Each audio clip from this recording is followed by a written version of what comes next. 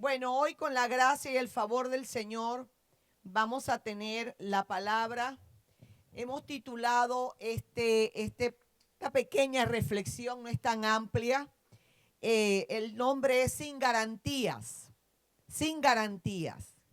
Recuerdo que esta semana fui a comprar algo en Walmart y, me llevé un artículo eléctrico. Inmediatamente al momento de pagar, sale que si tú le quieres anexar una garantía a ese artefacto para pagar algo extra. Yo le dije que no, pero todo artefacto eléctrico principalmente, o un trabajo, bien sea manual, un trabajo elaborado, cualquier trabajo debe tener una garantía. Tú vas a comprar una casa, tiene que tener una garantía. Te van a arreglar un carro, tiene que tener una garantía.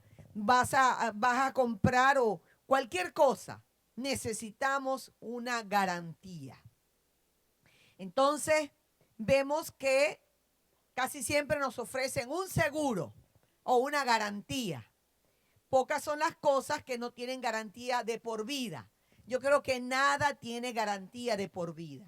Todas las garantías tienen una fecha de expiración, una fecha de vencimiento.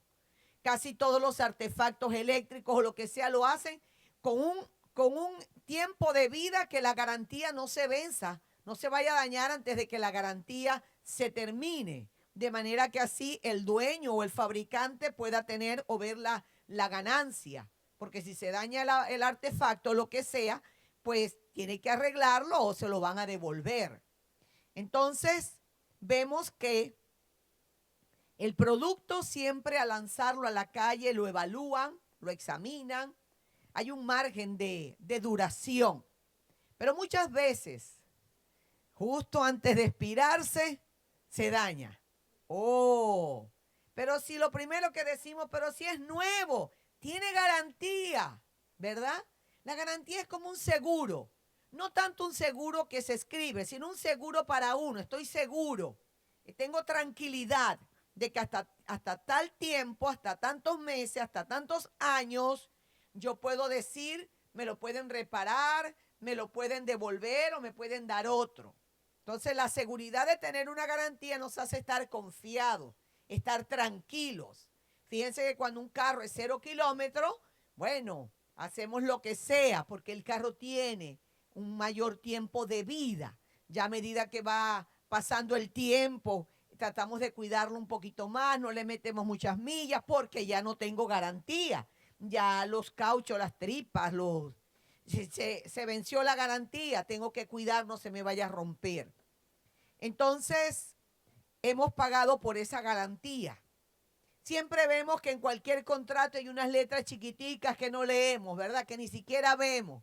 Ahí a veces que te dicen, te dan toda la descripción del contrato de lo que tú estás adquiriendo. Entonces a veces tú vas a reclamar algo y te dicen, no señor, es que en las letras chiquitas decía que si le entraba un clavo a su caucho, a su tripa, a su, a su neumático, se vence, no tiene garantía. Pero tú no leíste lo del clavo, lo del tornillo, pero está allí. En el mundo espiritual, la salvación de nuestras almas es algo similar, es nuestra garantía, ¿verdad? Venir a Cristo. Nos han hecho creer y hemos vivido y hemos eh, anunciado y hemos proclamado, acepta a Jesucristo para que seas salvo. Y muchos decimos o confesamos Romanos 10:9. Es que vamos a decir Romanos 10:9, que si confesares con tu boca que Jesús es el Señor y creyeres en tu corazón que Dios le levantó de los muertos, serás salvo.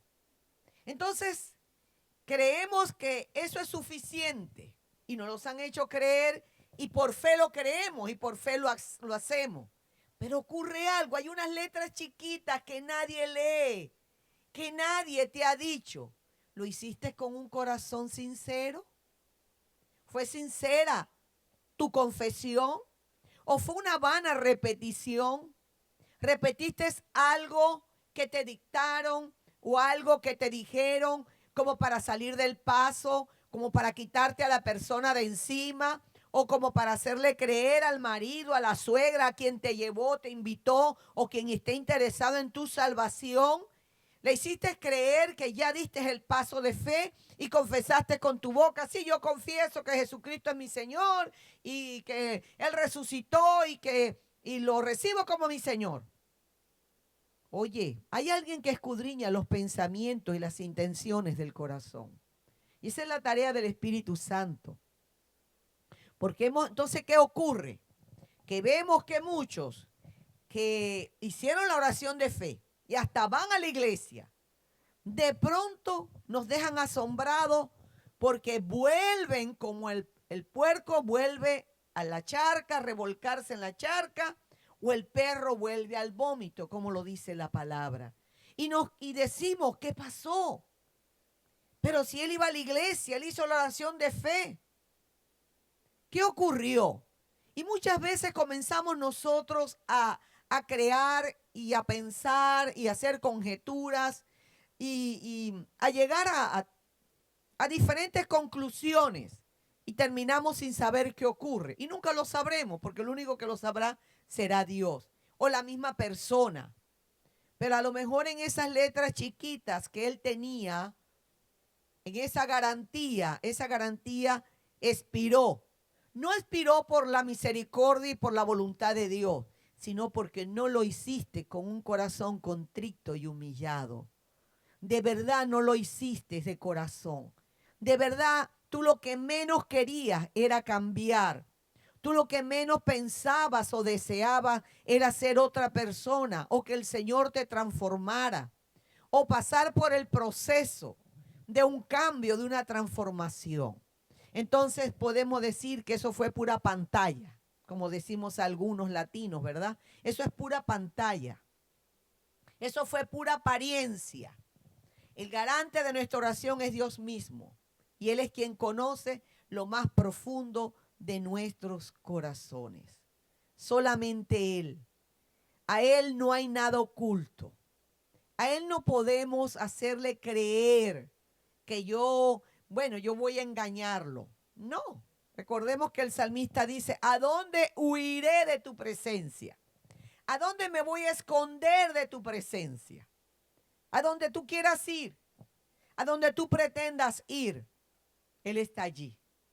Él está allí. Y no solamente que Él esté, que te vea quizás tu estado por fuera, sino que Él está allí mirando tu corazón, mirando y discerniendo las intenciones de tu corazón.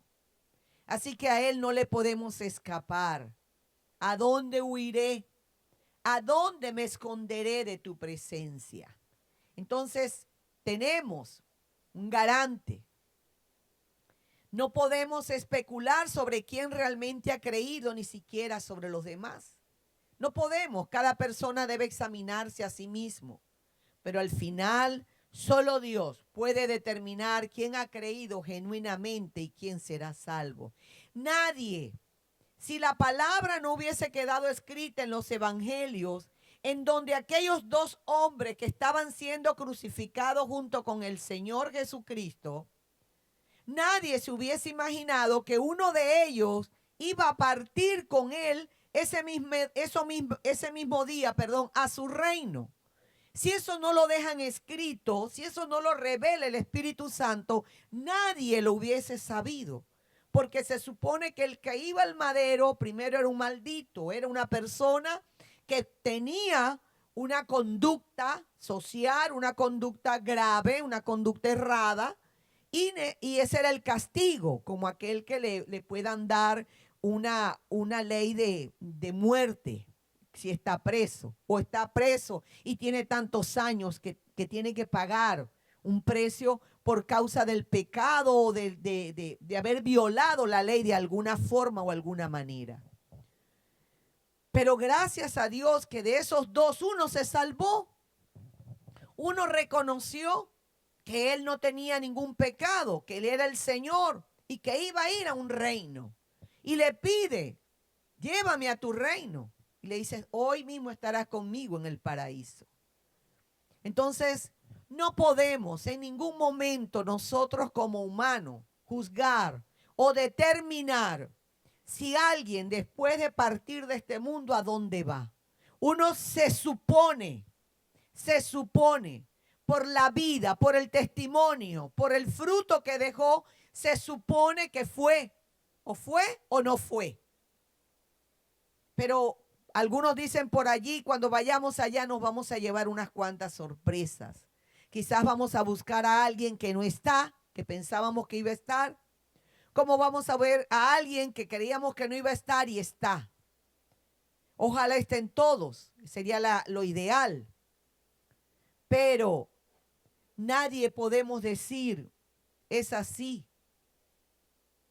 Es así. Uno cree que por el testimonio, pero eso solo lo sabe Dios. Solo lo sabe Dios. A veces uno desearía que cuando un ser querido ante una depresión, ante un problema psicológico se quita la vida. Yo he visto partir 2 personas, bueno, las conocí, una más querida y otra menos conocida, pero yo desearía que ellos hubiesen tenido el tiempo de arrepentirse. Prefiero a veces ni pensar, esperar en la misericordia de Dios. Pero, ¿quién te da la garantía? Solamente Él. Solamente Él. Muchos hablan solamente por hablar. A veces la palabra dice que de la abundancia del corazón habla la boca.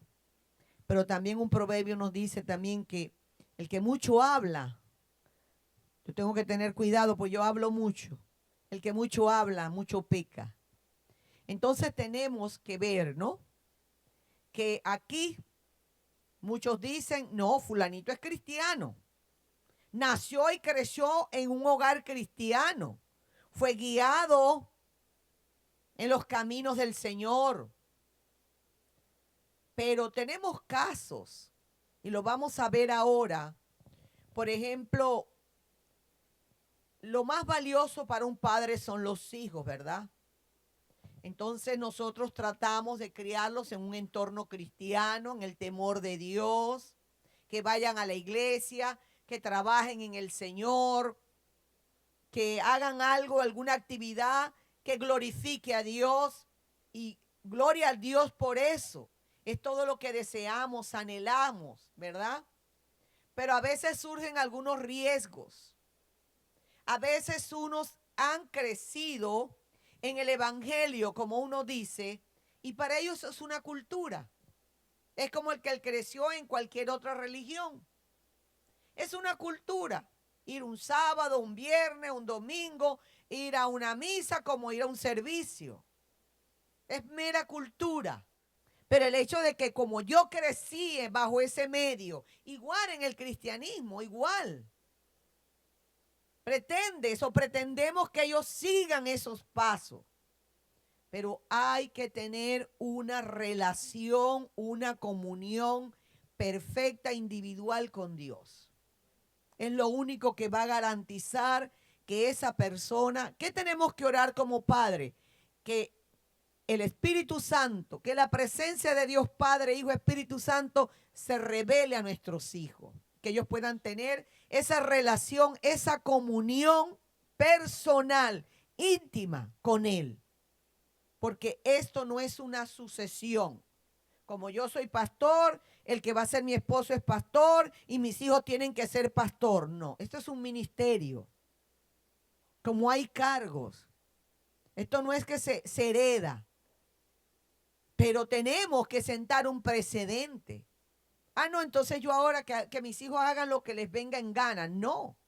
Hay que criarlos porque la palabra también me dice, instruye al niño en mis caminos y aun cuando fuere viejo no se apartará de mí. Entonces hay promesas y yo me voy a apropiar de ellas, ¿cierto?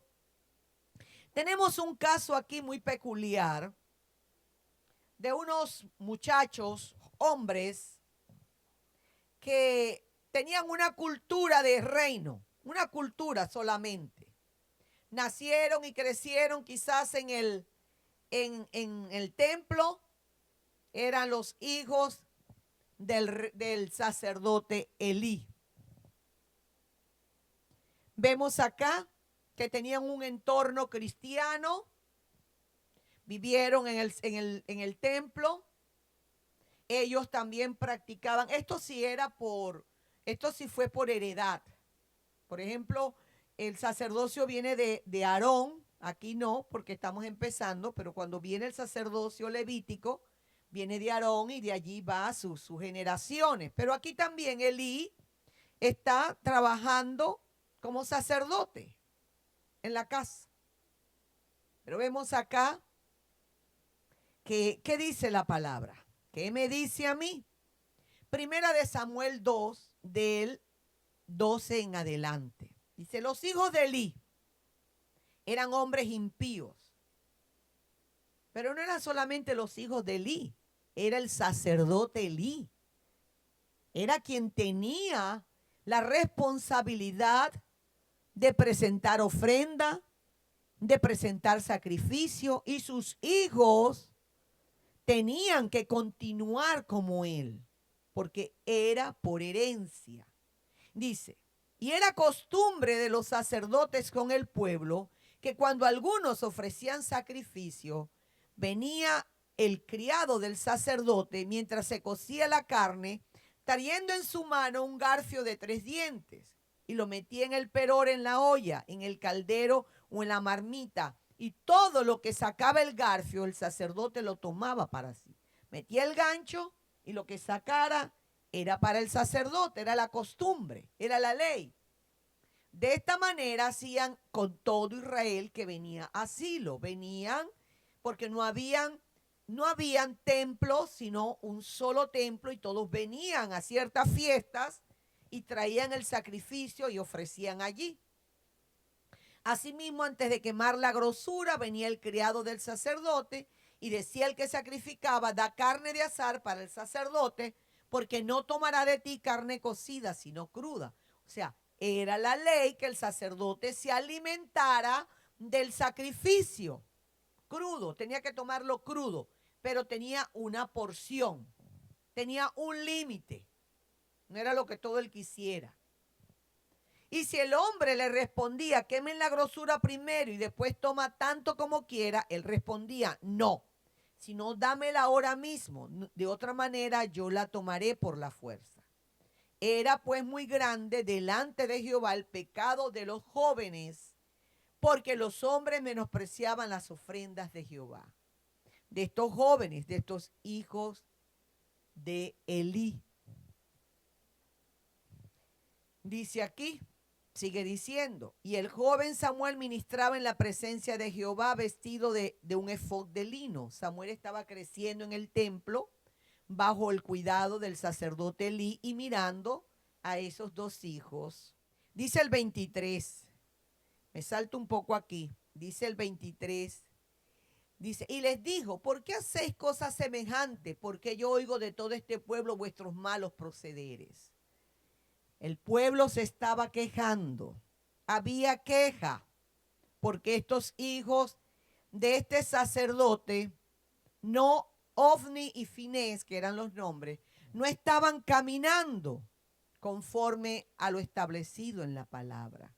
Y lo peor era que su padre, siendo el sacerdote, no los estaba corrigiendo.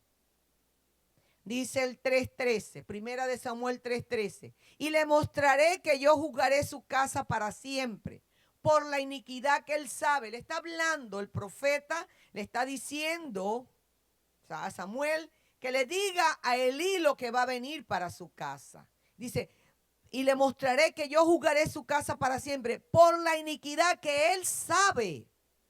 Él sabe, porque sus hijos han blasfemado a Dios y él no los ha estorbado.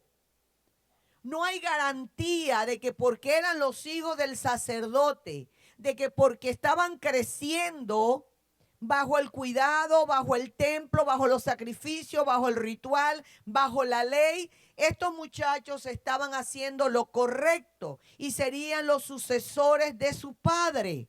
No, por el contrario, Vino juicio y murieron ellos dos, y también el sacerdote Elí muere de una caída que tiene. Vino juicio.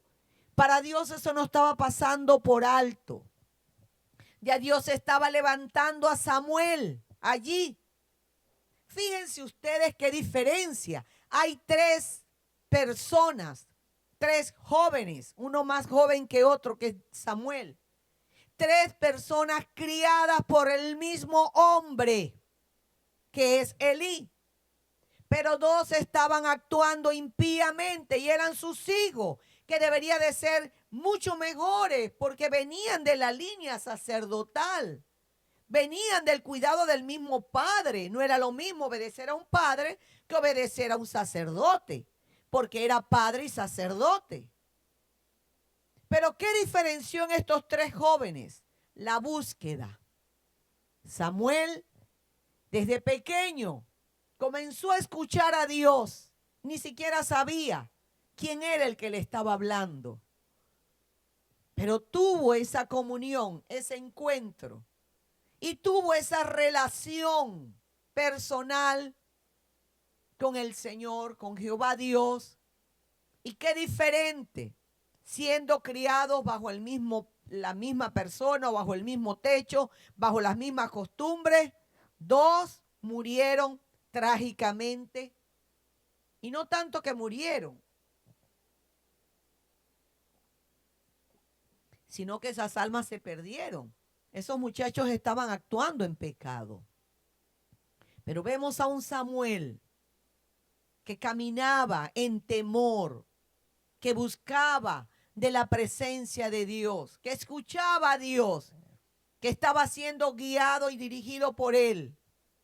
Podemos observar entonces qué diferencia.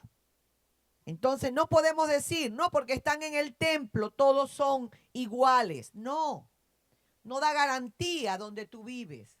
Sí influye, claro que sí.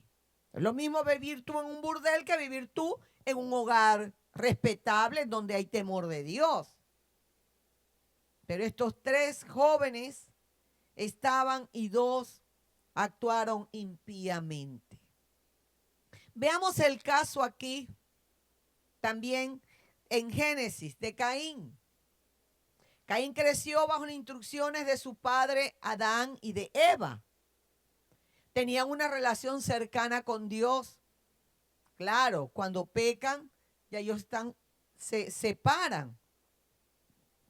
Pero Caín desobedeció a Dios. Ofreció un sacrificio incorrecto. Y movido por la envidia, por el odio, mató a su hermano Abel. Y lo escondió porque él creía que Dios no se estaba dando cuenta. Veamos en Génesis 4 del 1 al 12. Conoció Adán a su mujer Eva, la cual concibió y dio a luz a Caín, y dijo: por voluntad de Jehová he adquirido varón. Después dio a luz a su hermano Abel. Y Abel fue pastor de ovejas, y Caín fue labrador de la tierra. Y aconteció andando en el tiempo que Caín trajo del fruto de la tierra una ofrenda a Jehová. Y Abel también trajo de los primogénitos de sus ovejas, de lo más gordo de ellas. Ahí está el detalle. La misma palabra te está diciendo la diferencia de una ofrenda a la otra. No es que Dios hace acepción de personas. No es que la ofrenda de animales era más valiosa que la ofrenda de vegetales y frutas. Era la intención del corazón de estos dos muchachos. Uno apartó lo primero, uno apartó lo más gordo, uno apartó lo mejor. En cambio el otro, por lo que se ve, agarró de lo que sea y llevó ofrenda. Las dos fueron ofrendas. Y uno puede decir, bueno, Dios allí hizo acepción de personas porque escogió una mejor que otra. No, una ofrenda fue presentada de verdad como un sacrificio, con amor, con cuidado, con cuidado. La otra podríamos decir que fue descuidada. Entonces vemos aquí que estos dos jóvenes, los dos verían de sus padres el llevar ofrenda o sacrificio a Jehová, verían allí de qué manera los dos criados por los mismos padres, todo la tierra estaba siendo preparada por ellos y para ellos, la estaban cuidando. Pero uno, y no solamente que no llevó una ofrenda no agradable a Dios, sino que comete el primer asesinato en la historia o en la tierra. Mata a su hermano y lo esconde, creyendo que Dios no se iba a dar cuenta. Vemos aquí entonces dos hermanos criados por los mismos padres que están allí presentando ofrenda, algo bueno, pero uno termina suicida, uno termina asesino, perdón, y el otro murió y fue el primero que partió a la presencia de Dios, porque sus obras eran buenas. Entonces vemos aquí que esto resultó en un juicio. Y la vida de Caín viene con una vida de maldición. Porque si tú sigues leyendo allí, vemos de qué manera Caín se le dice que nadie te va a dar muerte. Hasta la muerte te va a huir de lo que va a sufrir, de lo que va a padecer. Porque él no solamente hace, o sea que él fue haciendo uno y otro y otra cosa mala. Primero no prepara una buena ofrenda, le da igual, es descuidado, mata al hermano, lo esconde y le miente a Dios. Yo no sé, ¿acaso yo soy guarda de mi hermano? Yo no sé dónde está, le está mintiendo. Está queriendo engañar a Dios. O sea que él en ningún momento en este hombre se ve un arrepentimiento. No, sigue trabajando y actuando vilmente. No le importó matar a su hermano. No le importó. Y siguió. Y vino maldición sobre este hombre, sobre Caín. Veamos ahora en Génesis 9. Génesis 9, del 18 al 25. Aquí hay otro hecho. Noé pasa más de 100 años preparando el arca, el barco, no un barquito, el barco, el Titanic para ese tiempo, en donde va a tener compartimientos para todo tipo, todo género de animales por pareja. Aparte, la casa para él, con su esposa y sus 3 hijos con sus parejas. Vemos que los hijos de Noé, que fueron 3, Sem, Cam y Jafet, crecieron escuchando al padre, viene un diluvio, va a haber un castigo. La maldad de la humanidad, de la raza, ha subido al corazón de Dios. Viene una destrucción. Ellos crecieron escuchando hablar de Dios, hablar del juicio, pero también escuchando hablar de la misericordia de Dios, que para ese barco era para salvarse, no solamente para ellos, sino para todos aquellos que quisieran ir, pero nadie quiso. O sea que los 3 hijos crecieron ayudando a su padre a preparar el barco. Crecieron en el temor de Dios, de la búsqueda y creyéndole a Dios, como nosotros ahora decimos, Cristo viene. Cristo viene. Estamos preparando el barco, ¿verdad? Entonces, pero vemos un hecho aquí después del diluvio, y dice el 18, y los hijos de Noé que salieron del arca fueron Sem, Cam y Jafet. Y Cam es el padre de Canaán. Estos 3 son los hijos de Noé, y de ellos fue llena toda la tierra. De los cananitas vienen los morenos, los de piel oscura, todo lo que es África. Después comenzó Noé a labrar la tierra y plantó una viña, y bebió del vino y se embriagó, y estaba descubierto en medio de su tienda. Y Cam, padre de Canaán, vio la desnudez de su padre y lo dijo a sus 2 hermanos que estaban afuera. Este hombre no solamente vio la desnudez de su padre, que ya era algo grave, sino que se mofa de eso, se goza de eso y va y se lo cuenta a los hermanos como un chiste, como algo gracioso. Algunos escritores, exégetas bíblicos dicen que fue algo más de ver la desnudez, que hubo como un intento de violación. Lo he escuchado que lo han dicho, no me consta, no lo he estudiado así. Pero fue algo grave. Era un pecado grave ver la desnudez de su padre. Más en la condición que el padre estaba embriagado. El padre estaba inconsciente, por decir algo. Entonces él no solamente lo ve desnudo, sino que va y se mofa con sus dos hermanos. Fueron 3 hermanos, criados iguales, con el mismo padre, con el mismo sacrificio, haciendo la barca. Y allí, pero uno, en vez de cubrir la desnudez de su padre, lo mira y sale a burlarse de él. ¿Qué hacen sus 2 hermanos? Dice aquí, entonces, el 23, Sem y Jafet, tomando la ropa y lo pusieron sobre sus propios hombros y andando hacia atrás, caminaron de retroceso para ellos no ver la desnudez de su padre. A espaldas caminaron para cubrir a su padre, para cubrirlo.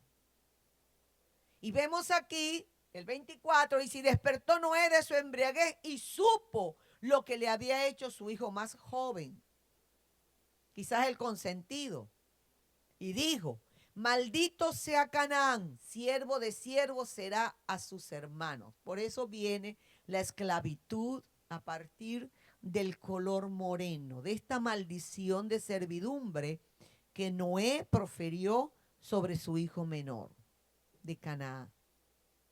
Entonces vemos aquí que los 3 hermanos, no hubo garantía para este padre que los 3 iban a actuar de la misma manera, de la misma forma. Hubo uno que lo hizo impíamente, porque está bien, lo vio, bueno, retrocedió, lo tapó y se fue. No, se burla, se mofa y lo va a contar.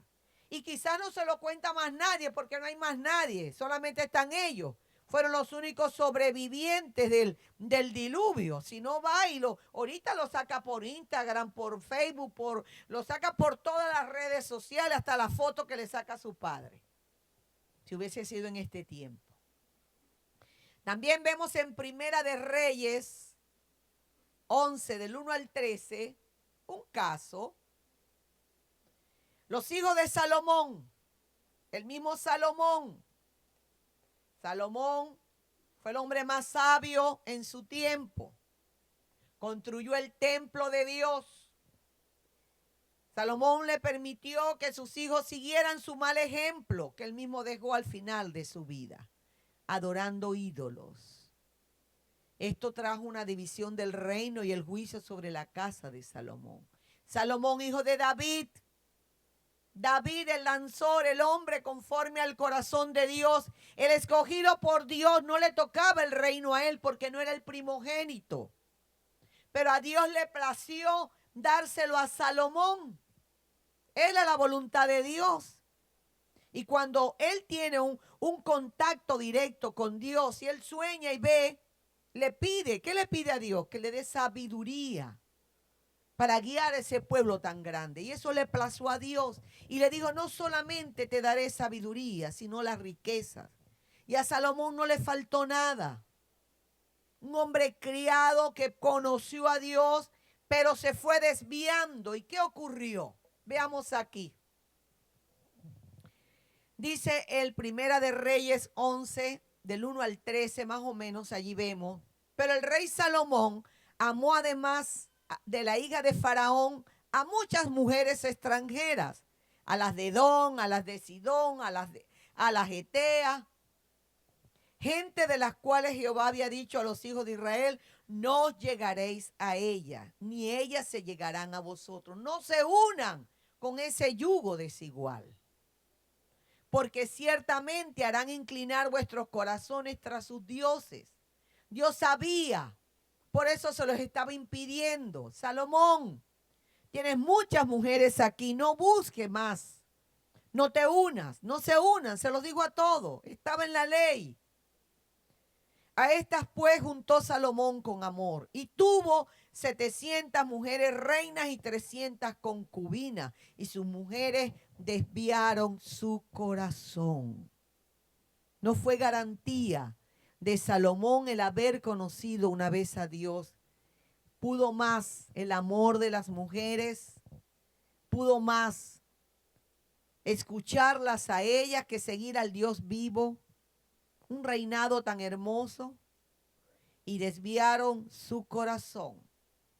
Dice el 4, y cuando Salomón era ya viejo, sus mujeres inclinaron su corazón tras dioses ajenos, y su corazón no era perfecto con Jehová su Dios, como el corazón de su padre David.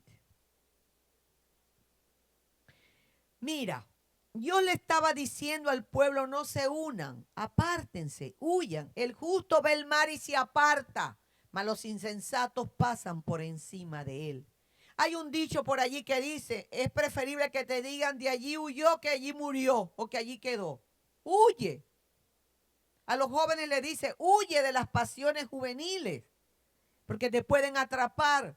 Quizás Salomón se confió tanto en lo que tenía, en lo que poseía, en su relación que había tenido con Dios, que descuidó esa área emocional en su vida. Descuidó el consejo que ya Dios había dado, y si Dios lo estaba dando era porque él conocía la intención del corazón, que era desviarlo y traerlo a la abominación de adorar dioses paganos. Entre estos dioses está el dios Moloc, que dicen que le ofrecían sacrificios de niños. Y no solamente él lo siguió, sino que le levantó altares, levantó lugares altos, a Quemos, ídolo abominable de Moab, abominable, porque presentaban sacrificios humanos, presentaban vírgenes, presentaban niños, hacían delante de estas imágenes paganas perversas, hacían cualquier declinación o desviación sexual. Habían las sacerdotisas de estos dioses, eran prostitutas. Y en el templo lo que hacían era prostituirse, porque era la manera que ellas creían que el Dios. Y claro que sí, porque era el mismo demonio, eran demonios que se saciaban con la maldad humana. No hubo garantía para Samuel el inicio, porque no es empezar, hermano, es continuar, es seguir. Por eso el Espíritu Santo dice en la palabra que el que empezó la buena obra en nuestras vidas la va perfeccionando hasta que el día es perfecto. Tiene que ser una obra de cada día, cada momento. No porque hoy tengo una llenura, no porque hoy fui a la iglesia, no porque hoy sentí la presencia, porque adoré, porque hasta di la mejor ofrenda, hice todo el sacrificio para llegar allá lloviendo, con frío. Yo fui y me llené de vanagloria, y mañana, como dicen por allí, lo que hago con las manos lo desbarato, lo daño, lo rompo con los pies. De mañana hago todo lo contrario, porque el día de hoy ya satisface, hice lo que sea, como voy a una misa o voy a cualquier ritual y ya. No, no es así. Eso no te da garantía. El venir a la iglesia es bueno, hay que hacerlo. No dejemos de congregarlo como algunos tienen por costumbre. Es bíblico, es un mandamiento. Entonces, mucha gente cree o pretende que con lo que ya tienen es suficiente y no necesitan una vida devocional, no necesitan una vida congregacional, no necesitan una vida de oración, de ayunar, de buscar de la presencia de Dios, porque ya yo estoy suficientemente maduro, preparado. No. Salomón tenía toda la sabiduría, venían reinas, venían reyes de diferentes países, de diferentes ciudades, de diferentes regiones, a escuchar el consejo. Escribió grandes libros guiados por la presencia del Espíritu Santo.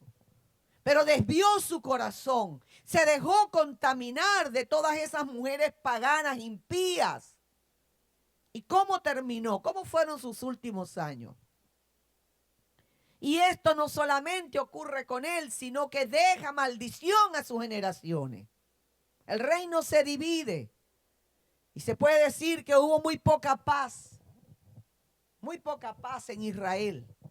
Y dice la palabra, tú te pones a leer los hechos de los reyes. Y hizo lo malo ante los ojos de Jehová. Hizo lo malo como su padre fulanito ante los ojos de Jehová. Y lo hizo peor ante los ojos. Creo que de todos los reyes, creo que está el rey, no sé si es Josías o Josafat, uno de estos reyes, que Dios lo ayudó y le ganó la batalla, que se mataron entre sí. Pero muchos no consultaban a Dios. Tomaron y copiaron lo malo. No es garantía el que tú hoy sientas la presencia y eso te va a durar. ¿Por qué? Porque es un sistema de pecado, en un mundo de pecado, en una naturaleza pecaminosa. Este cuerpo nos tiende al pecado. Y todavía sí, muchos descuidan su vida. Descuidan su vida devocional o descuidan su vida de oración o su vida devocional. No les importa. Les importa en poco, en poco, en poco. Hermano, y yo no es que quiero regañar a nadie. Cada quien le va a dar cuenta a Dios. Todo le vamos a dar cuenta. Todo está siendo escrito, todo. Todo está siendo escrito. Pero hacemos una lista de lunes a lunes. Y lo que menos preparamos o arreglamos es apartar el tiempo del Señor.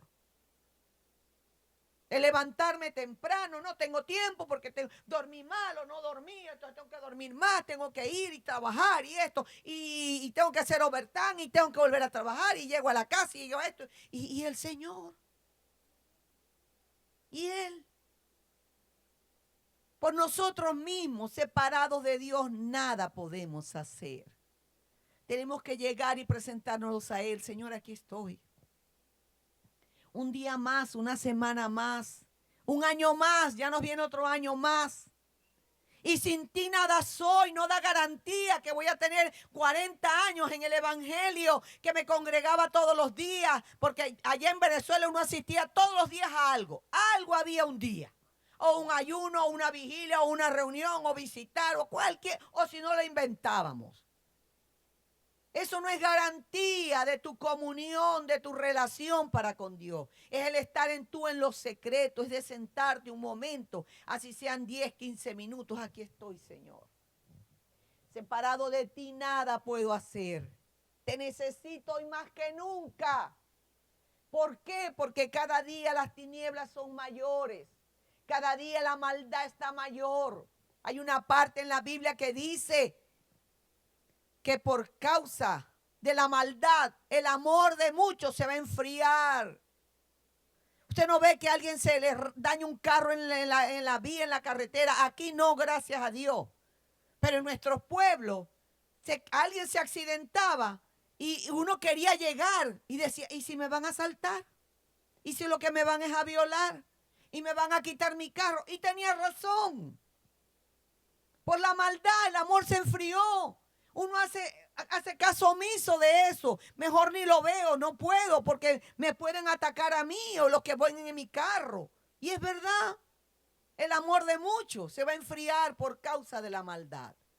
Vemos que Salomón no tenía excusas. Él no necesitaba de mujeres para ser feliz. No es que lo estoy juzgando, no somos quien. Él le dará cuenta, ya le dio cuentas a Dios.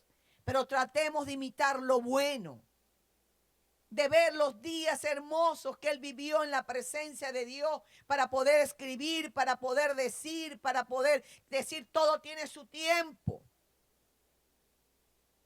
Entonces vemos aquí, mis hijos, un reino dividido, un reino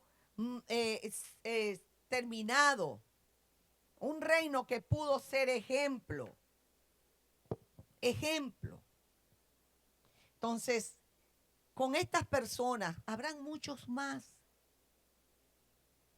Tenemos que ver que ninguna traición o entorno puede reemplazar nuestra relación personal con Dios. No, ahora yo no voy porque me miraron mal. O yo ahora no voy a la iglesia porque por cualquier cosa.